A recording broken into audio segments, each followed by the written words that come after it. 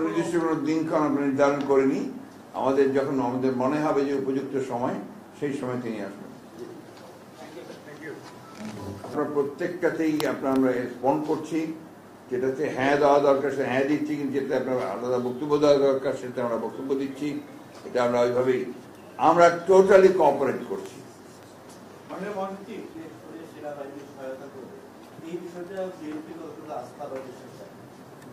কেন রাখবেন না?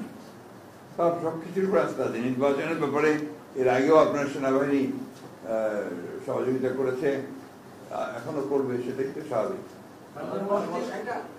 করা হয়েছে এবং ন্যাশনাল কনস্টিটিউশনাল কাউন্সিল নামে এনসিসি নামে একটা ফ্রেমের প্রস্তাব করা হয়েছে।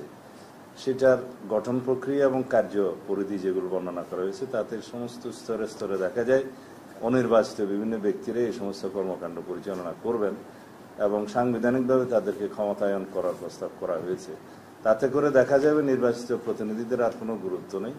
প্রায় সকল গুরুত্বপূর্ণ কার্যাবলী রাষ্ট্রের অনির্বাচিত প্রতিনিধিদের সমন্বয়ে সম্পন্ন হবে, যদি এগুলা গৃহীত হয়।